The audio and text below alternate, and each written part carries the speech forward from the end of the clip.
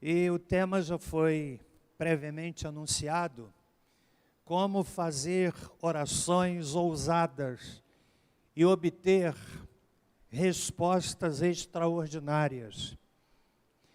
É sobre este tema que eu quero tratar nessa noite, extraindo do texto o assunto da nossa meditação, extraindo do texto os tópicos para a nossa reflexão, na certeza de que, não obstante a limitação do pregador, a palavra é viva, é poder intrínseco, é poder inerente, é poder presente. E com essa convicção, nós vamos ler o texto de Marcos, capítulo 11, versos de 12 a 14, e depois versículos 20 a 26. No dia seguinte, quando saíram de Betânia, Jesus teve fome. Vendo de longe uma figueira que tinha folhas, foi ver se nela acharia alguma coisa. Aproximando-se dela, não achou senão folhas, porque não era tempo de figos. Então ele disse à figueira: nunca, jamais coma alguém fruto de ti. E os discípulos ouviram isto. Verso 20. Passando eles pela manhã, viram que a figueira tinha secado desde as raízes. Pedro lembrou-se e disse a Jesus: Mestre, olha, a figueira que amaldiçoaste secou. Ao que Jesus respondeu: tende fé em Deus. Em verdade vos digo que, se alguém disser a este monte, ergue-te e lança-te ao mar, e não duvidar em seu coração, mas crer que se fará o que diz, lhe será feito. Por isso vos digo que tudo o que pedirdes em oração, crede que recebestes, e será vosso. E quando estiverem orando, se tendes alguma coisa contra alguém, perdoai, para que vosso Pai, que está nos céus, vos perdoe as vossas ofensas. Mas, se vós não perdoardes, também vosso Pai, que está nos céus, não vos perdoará as vossas ofensas. Como fazer orações ousadas e obter respostas extraordinárias? A oração é a maior arma do crente, é a maior arma da igreja, e é mais do que falar com Deus, é falar com Deus com a santa expectativa de que Ele vai nos responder. Falar com Deus, orar não é monólogo, é diálogo. É uma santa conspiração do céu com a terra. E em toda a Bíblia, nós vemos a oração como o mais poderoso instrumento de vitória. Eu poderia citar muitos, mas eu quero destacar apenas 3 episódios. Primeiro deles, a experiência de Isaac, casado com Rebeca. Ela era estéril, não podia dar à luz um filho. E a minha Bíblia diz, no livro de Gênesis, capítulo de número 25, que Isaac orou com insistência a Deus por sua mulher, para que ela viesse a dar à luz. Ele estava com 40 anos, quando começou a orar. Orou insistentemente.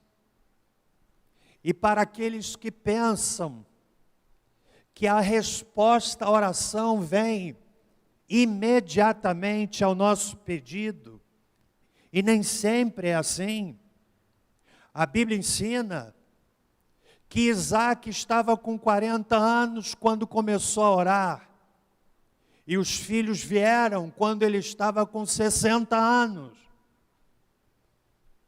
Orou 20 anos ao Senhor, sem esmorecer, sem descansar, sem recuar. E Deus ouviu a sua voz.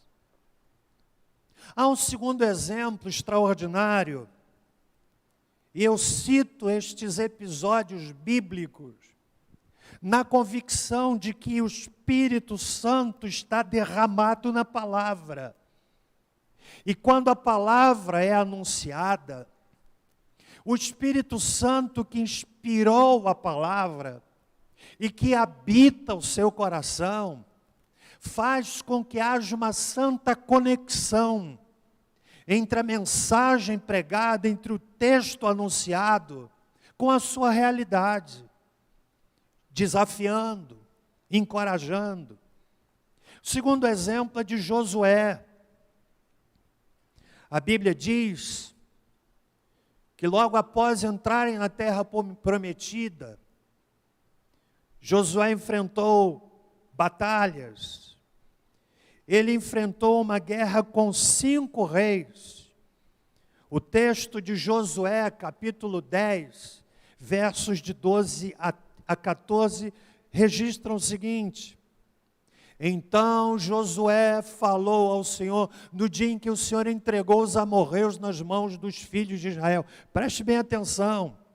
E disse na presença dos israelitas: Sol, detente em Gibeão, e tu, lua, no vale de Aijalon. Ou seja, para os inimigos, a noite chegando representaria cessar a guerra. E Josué faz uma oração ousada e obteve uma resposta extraordinária. Diz a Bíblia que quando ele fala ao sol, ele ora a Deus e diz: sol, detente em Gibeão, e tu, lua, no vale de Aijalon. E o que aconteceu? E o sol se deteve, e a lua parou até que o povo se vingou de seus inimigos. Não está isto escrito no livro dos justos? O sol, pois, se deteve no meio do céu e não se apressou a pôr-se quase um dia inteiro. Agora olha o que diz o versículo seguinte: não houve dia semelhante a este, nem antes, nem depois dele, tendo o Senhor assim atendido a voz de um homem, porque o Senhor pelejava por Israel. Consegue imaginar a ousadia dessa oração? Falar para o sol: para os inimigos, a noite representaria a cessação da guerra, significaria o término da guerra. E Josué disse: Senhor, sol, para. E o sol parou, e o dia se estendeu, e se estendeu por quase um dia inteiro. O sol ficou preso no céu, por causa do pedido de um homem. Não é uma oração ousada? Mas há um terceiro episódio, e eu poderia ilustrar na introdução da minha fala, vários exemplos de orações ousadas. Eu estou destacando apenas 3, para entrarmos no texto. O terceiro momento e exemplo tem a ver com Elias. Você sabe que Elias era um profeta extraordinário. Um homem que dizia: vive o Senhor em cuja presença estou. Era um homem limitado, tinha fraquezas. E andou tanto com Deus que Deus o tomou para si, ele não experimentou a morte. E diz a Bíblia que logo após o embate com os profetas de Baal, Elias se volta para Acabe e diz para Acabe, está no primeiro livro de Reis, capítulo 18, versos 36 e 37, corre para a tua casa porque vem chuva, mas o céu estava limpo. Não havia sequer sinal de nuvem que indicasse a proximidade de chuva. Mas ele fez uma oração ousada. Mandou que o seu moço saísse a ver. E ele voltou dizendo: não tem nenhum sinal de nuvem. E ele mandou mais outra vez, mandou 7 vezes. Até que o seu ajudante veio e disse assim: olha, tem uma nuvem do tamanho da mão, do punho de um homem. Ou seja, é aquela medida que a gente faz olhando a nuvem longe e coloca a distância do tamanho do punho de uma pessoa.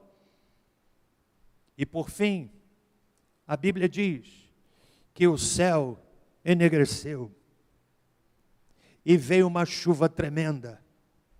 E a palavra de Deus, no livro de Tiago, capítulo 5, verso 16, nos traz um encorajamento extraordinário para orarmos com ousadia e experimentarmos respostas extraordinárias. Meus irmãos, o que eu lhes prego nesta noite, eu prego para mim mesmo. Eu quero ser desafiado a fazer orações ousadas para obter respostas extraordinárias. Lá, em Tiago capítulo 5, Tiago faz uma referência a Elias, dizendo assim, verso de número 16, 17. Confessai os vossos pecados uns aos outros, orai uns pelos outros, para serdes curados. Agora preste bem atenção na afirmação final do versículo 16. Abra na sua Bíblia, irmão. A oração de um justo, mais ou menos dá certo, amém? Como é que está na sua Bíblia? Você sabe como é que está aqui na minha tradução? A oração de um justo é poderosa e eficaz. Se nós compreendêssemos essa verdade, irmãos, nós oraríamos mais e reclamaríamos menos. A Bíblia diz que a oração de um justo, a sua oração, você que foi justificado pelo sangue de Jesus Cristo, é uma afirmação, irmãos, é como letras garrafais, é como se Deus estivesse bradando para nós, dizendo que a oração de um justo é poderosa e eficaz. Aí vem o exemplo, verso 17, Elias era homem sujeito às mesmas paixões que nós. Ou seja, ele era como você, como eu. E essa afirmação é preciosa porque ela desconstrói aquele sentimento que muitas vezes nós temos de olharmos para as figuras bíblicas numa perspectiva de quem está de baixo, olhando para cima, olhando para gigantes, olhando para pessoas cujos pés sequer nós alcançamos. Não, a Bíblia traz esses homens ao nosso nível, ao seu nível, dizendo: Elias era homem sujeito às mesmas paixões que nós. E orou com fervor para que não chovesse. E durante 3 anos e 6 meses, não choveu sobre a terra. Não foi uma oração ousada? E orou outra vez, e o céu deu chuva, e a terra produziu o seu fruto. Eu quero chamar a sua atenção para um detalhe extraordinário. Sabe o que é que o texto está ensinando? Que a oração de um justo interfere na natureza. Pegou o mistério? Amém? Pegou ou não? Ainda não caiu. Orou e não choveu. Depois orou e choveu. Oração ousada. Eu quero dizer, irmãos, voltando para o texto inicial de Marcos capítulo 11,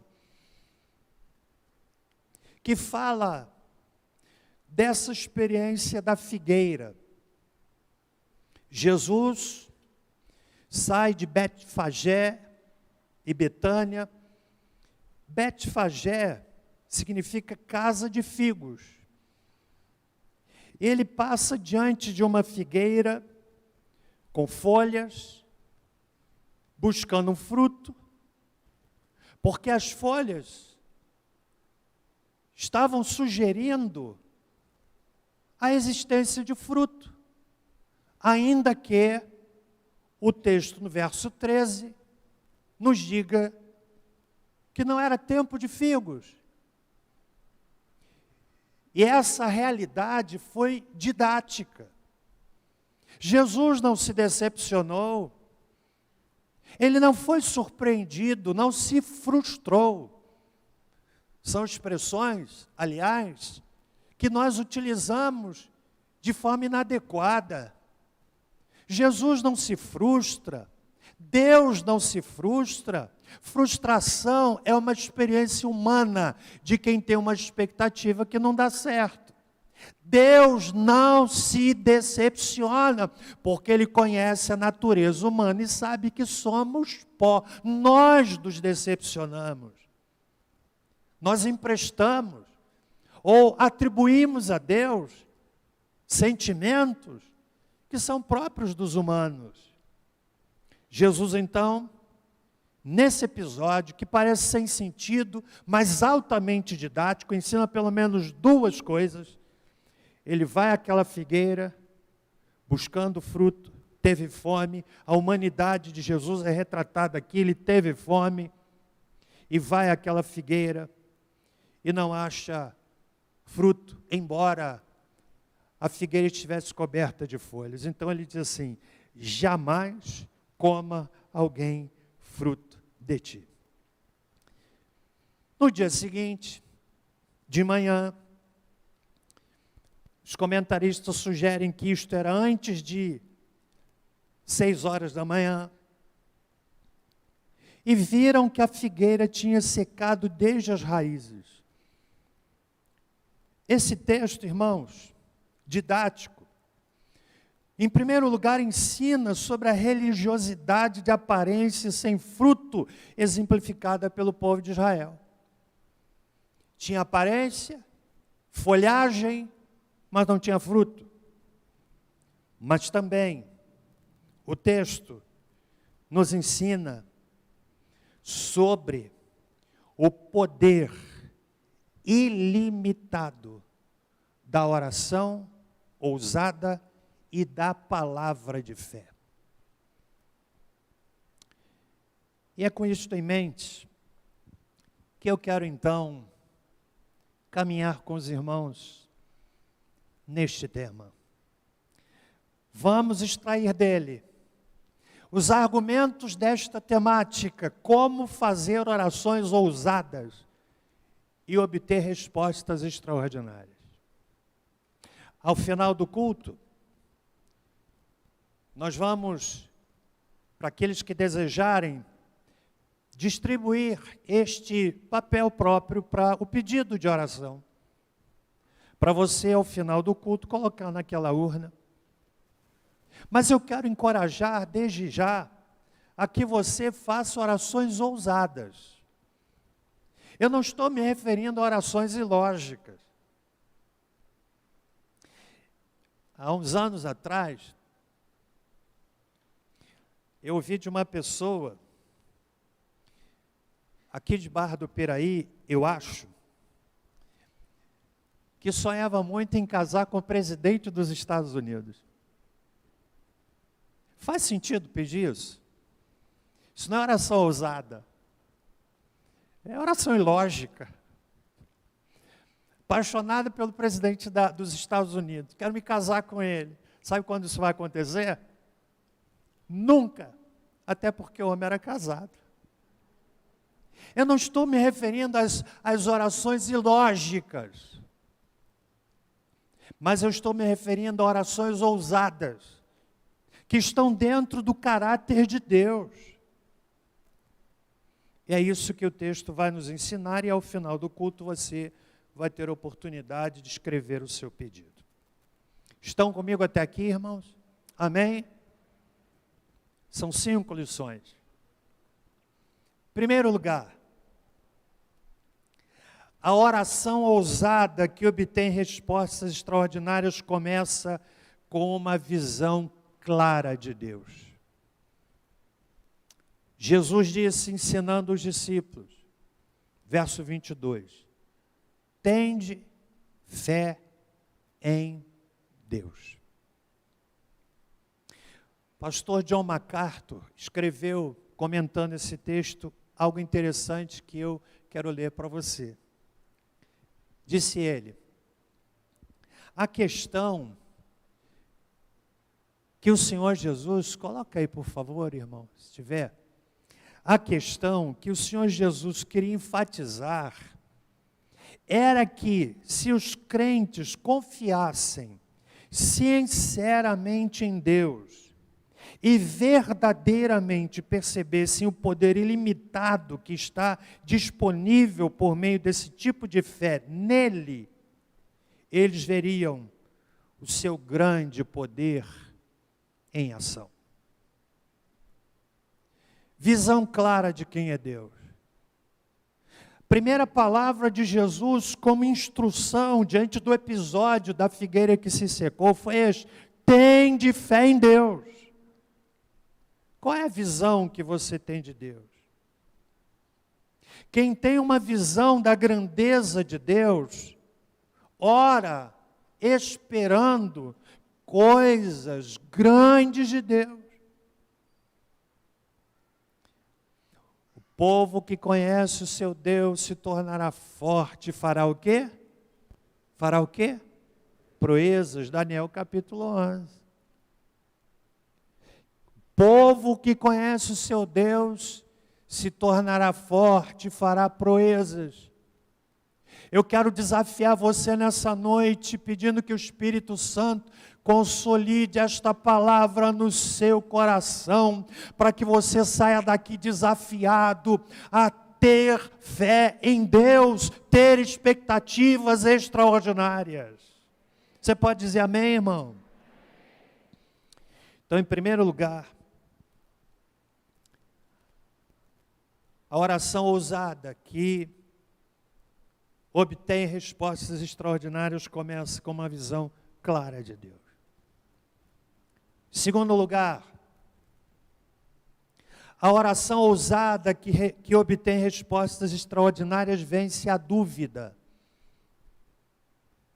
No verso 23, Jesus disse assim, ensinando os discípulos, depois do milagre, depois do episódio: em verdade vos digo, que se alguém disser a este monte, ergue-te, lança-te ao mar, e não duvidar no seu coração, mas crer que se fará aquilo que diz, lhe será feito. Sabe de uma coisa, irmãos? A nossa tendência maior é para a dúvida do que para a fé. Nós somos capazes de, em alguns momentos, termos fé, em outros momentos, duvidarmos. A criança, ela tem uma capacidade maior de confiar do que duvidar. Você sabia disso? Por exemplo, há adultos que brincam de forma ilógica com uma criança dizendo assim: meu filho, pequenininha criança, corre ali, vai ver se o papai está lá. E o que é que a criança faz? Ela corre, porque ela está confiando. Aí chega lá, vê que o papai não está lá, foi plantada a semente de quê? Da dúvida. Aí a segunda vez, corre lá para ver se o papai está lá. A criança, pai. Percebe? Criança confia. Jesus disse: dúvida no coração. Às vezes eu duvido. Às vezes eu duvido. E peço a Deus: me perdoa, Senhor. Me perdoa. Mas há outros momentos que vem uma confiança que eu sei que vem de Deus. Que vem de Deus. E eu quero contar uma experiência dessa nossa trajetória de tantos anos, trabalhando na construção desse prédio. Você já deve ter me ouvido nessa e tantas outras histórias. Você vai ouvir agora como se fosse pela primeira vez. Amém? Amém ou não amém? Se for para isso, você vai rir até como se fosse pela primeira vez, tá bom? Vamos combinar assim? Vamos lá. Era um mês de janeiro. Nós já estávamos aqui na construção. Íamos comprar madeira para a forma dessas vigas. São 3 ou 4 vigas gigantescas, 20 metros de largura. Muito ferro, muita pedra, muita areia. Mês de janeiro. Nós, Débora e eu e as crianças, alugamos uma casa lá em Angra dos Reis, num dos bairros, para passarmos uns 3 dias. Era o que a grana dava. Saímos daqui domingo de férias, e no meio da viagem eu disse para a Débora assim: eu estou com o sentimento de que a gente vai ter que voltar. Segunda-feira, levamos as crianças à praia. Na terça-feira, toca o telefone. Naquela época, eu acho que nem tinha celular. Aliás, você lembra do primeiro celular, aquele tijolo? O pessoal fazia fila lá na loja para sair com o celular, todo mundo sabe que aquele tijolo pendurava assim do lado. Lembra disso? Quem é que lembra disso? Né? Aí toca o telefone, era um dos irmãos aqui da igreja. Pastor, o senhor precisa voltar, porque a gente não tem dinheiro para pagar quem precisa. Aí eu olhei para a Débora e falei assim: puxa. E voltamos. À noite, a comissão de obras reunida, não sei se alguns daquela época estão aqui, reunida, fizeram um relatório, muita coisa para pagar. Eu fiquei ouvindo outro, mas havia uma certeza tão grande de que Deus estava nesse projeto. Eu fiz a pergunta seguinte: irmãos, vocês já oraram sobre isso? Aí um olhou para o outro e não tinha orado. Eu falei assim: olha, Deus vai abençoar. E tem mais. No domingo seguinte, eu não vou encurtar as férias para falar para a igreja, não. Deus vai suprir. Mas eu fiquei tão aborrecido que nem voltei para aquela casa lá em Angra dos Reis. Vocês estão me devendo, hein? Essa era a hora de rir, irmão. Foi combinado, né? Nem voltei e Deus abençoou. E o Senhor respondeu. E a madeira foi comprada. E a pedra foi comprada, e a ferragem foi comprada, e havia uma convicção tão grande de que Deus haveria de responder. Mas, infelizmente, nem sempre foi assim. Ano passado, por exemplo, teve um mês que eu fui tomado pela dúvida. Pandemia, pagando R$30 mil por mês do terreno, A igreja ficou vários meses fechada. Eu pensei, meu Deus, como é que vai ser? Todo mês tínhamos de pagar até o dia 15, 30 mil reais. Isso é muito dinheiro. Como é que vai ser? Apenas um mês. Eu fiquei inquieto. Não tinha bazar. Não tinha oferta de R$2. A igreja não se reunia, não tinha oportunidade dos irmãos virem trazer aqui o seu dízimo. E eu fiquei com dúvida. Fiquei angustiado. Confesso isso para os irmãos.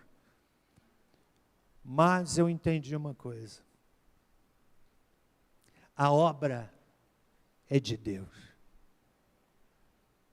É de Deus. E não atrasamos um mês sequer. Você sabe quando você tem dúvida. Jesus está dizendo que a dúvida no coração é uma grande barreira que impede a oração ousada e, consequentemente, respostas extraordinárias. A dúvida é a antítese da fé. Podemos fazer orações bonitas, mas envoltas pela dúvida.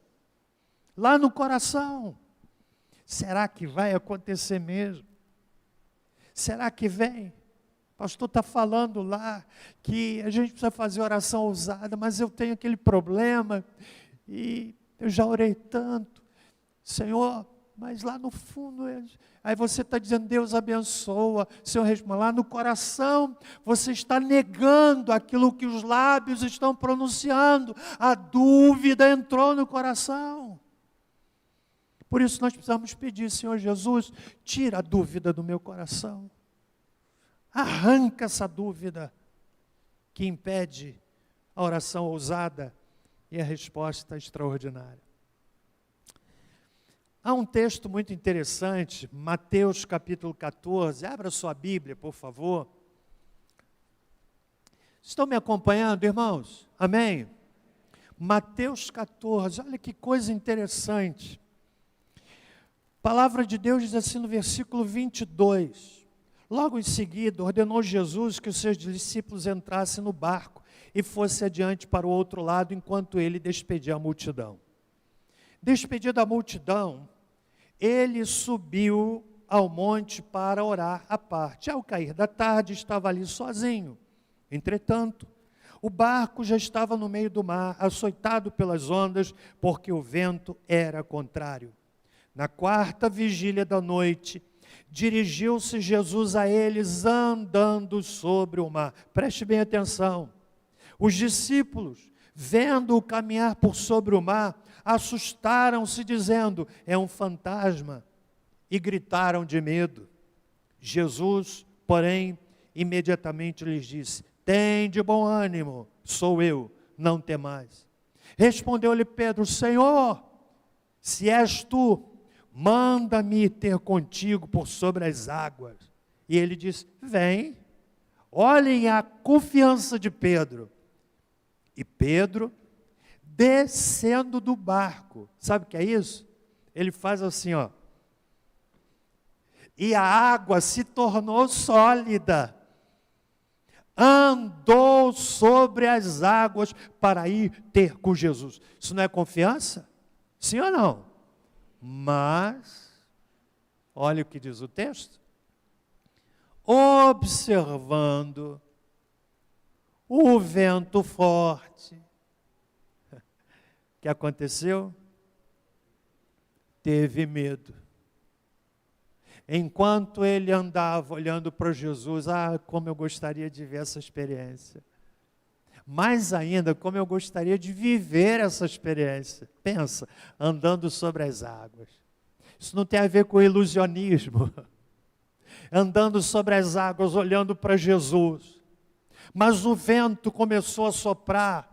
Vento soprando representa dificuldade, lutas, problemas. E o vento soprando e as ondas que se levantavam, diz o texto, gerou medo E aí, ele começou a afundar e clamou: Senhor, salva-me.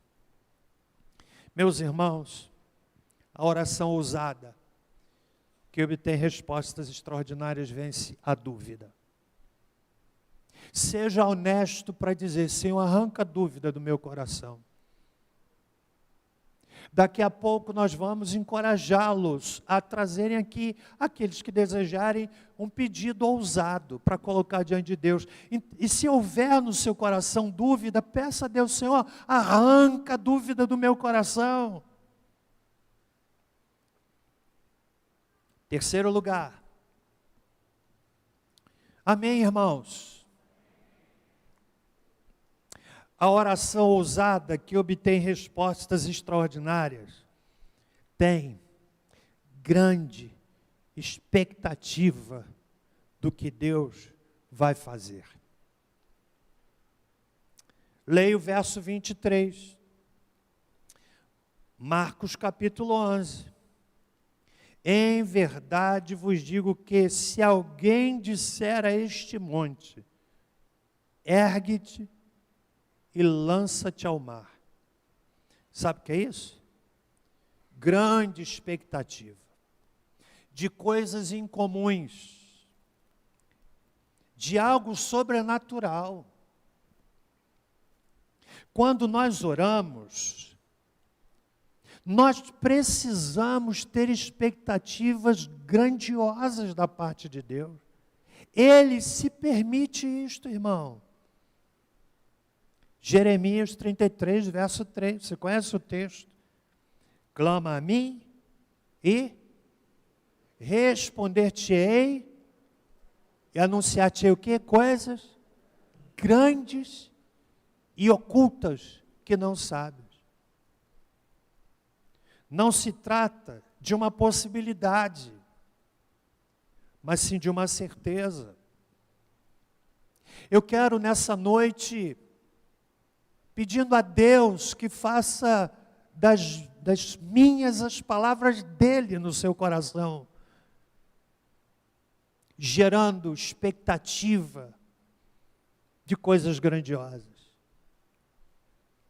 Muitas vezes, porque oramos, e a resposta não vem no tempo que nós desejamos, a dúvida toma o coração e, consequentemente, vem o desânimo. Eu quero dizer para você uma coisa, irmão. Você vai trazer o seu pedido e colocá-lo ali naquela urna com centenas, talvez milhares de pedidos que estejam ali, mas eu preciso lhe dizer que ninguém vai orar com mais ousadia pelo seu problema do que você mesmo. Há pessoas que pensam que a oração do pastor é mais poderosa e até empresta uma linguagem que não é bíblica. Pastor, você pode me orar? É o equivalente evangélico da palavra católica, me benzer. Ninguém vai orar com mais fervor pelo seu problema do que você mesmo. Compreende? Nós podemos lhe ajudar. Nós podemos colar ombro. Nós podemos nos unir a você, mas você não está isento. A sua responsabilidade não pode ser terceirizada. Então nós precisamos orar com grande expectativa do que Deus vai fazer. Eu tenho grandes expectativas. Expectativas de ver essa igreja crescer. De ver muita gente se convertendo. Ô irmão, solta sua boca e dá um glória a Deus. Está travado, irmão. De ver pessoas que nós não víamos voltando para o caminho do Senhor. Grande expectativa. Eu oro para que o Espírito Santo de Deus gere isso no seu coração. Quarto e penúltimo lugar. A oração ousada, que obtém respostas extraordinárias, celebra no presente a conquista do futuro. Olha o que o texto diz, verso 24. Por isso vos digo que tudo o que pedirdes em oração, crede que recebestes. Presente. E será vosso. É celebrar com os olhos da fé, no presente, a vitória que virá no futuro. Isso é orar com ousadia. É orar com ousadia. Meus irmãos, Jesus está ensinando aos seus discípulos. E nessa noite, eu estou dizendo para você, à luz da palavra, que nós podemos celebrar, no presente, aquilo que Deus vai fazer no futuro. Amém? E em último lugar, como orar com ousadia e obter respostas extraordinárias? A oração ousada que obtém respostas extraordinárias compreende a necessidade de uma coisa vital, que está aí no verso 25 e 26. Você vai dar a resposta. Qual é o elemento vital? Quando estiverdes orando, se tendes alguma coisa contra alguém, perdoai para que vosso Pai, que está nos céus, vos perdoe as vossas ofensas. Qual é a palavra-chave? Qual é a palavra-chave? Qual é a palavra-chave? Você sabe que aqui está, em boa medida, a resposta para orações não atendidas? Coração que não é perdoador. Mas, pastor, como é que pode, então, perdoar a pessoa que me fez tanto mal? É isso, perdoar significa, não é que você está aceitando o que o outro fez. Você está dizendo, ok, você me fez mal, mas eu não quero que o que você me fez de mal continue me prejudicando. Eu libero, eu corto, eu perdoo. Mas, pastor, significa dizer que perdoar, a gente tem que conviver com a pessoa? Necessariamente não. Você pode perdoar e dizer assim, olha, ok, está perdoado, mas você siga o seu caminho, eu sigo o meu. Não significa não ter perdão.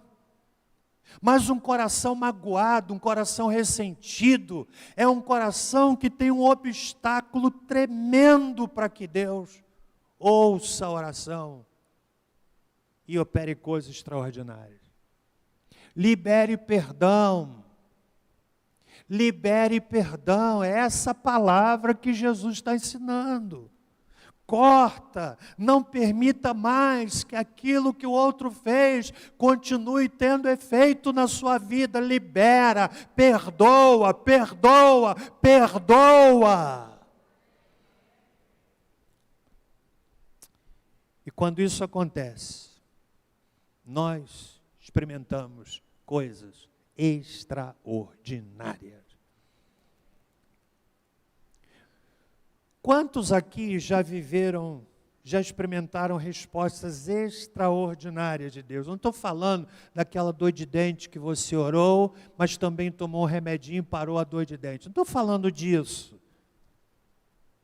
Eu estou falando daquela situação que você sabe, era uma situação do ponto de vista humano, insolúvel, mas você orou, irmãos oraram por você, pessoas colaram os ombros com você, e você viu a resposta de Deus. Você pode dizer assim, foi algo extraordinário. Quem é que já viveu isso?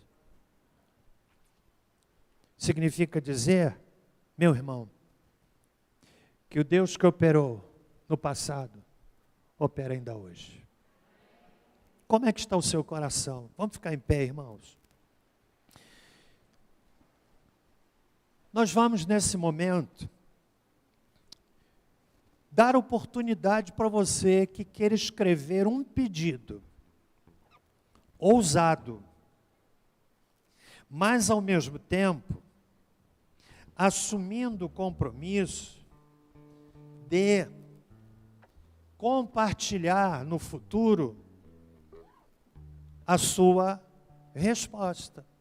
Alguém precisa de um papel para escrever o seu pedido? Não temos muitos. Não temos caneta, pode tocar, irmão. Não temos caneta, você vai buscar escrever um pedido. Um pedido ousado. Eu tenho 2 aqui, olha, vou dar um só. Se alguém precisar, ainda tem umzinho aqui. Nós vamos cantar um louvor. Pode vir o pessoal do louvor rapidinho. Escreva um pedido ousado. E depois você vai trazer para colocá-lo nessa urna. Olha só, quando nós tivermos o nosso jardim de oração, nós vamos providenciar para que os pedidos sejam levados lá para o jardim de oração. Escreva o seu pedido. Escreva o seu pedido, que você entende ser ousado. Compreende? Mas guarde isso. Ninguém vai orar com mais fervor por você do que você mesmo. Alguém precisa ainda? Ali, olha. Lá para o Rodolfo. Nós vamos cantar esse louvor. No momento próprio, eu vou convidá-lo a trazer o seu pedido e colocá-lo aqui nesta urna.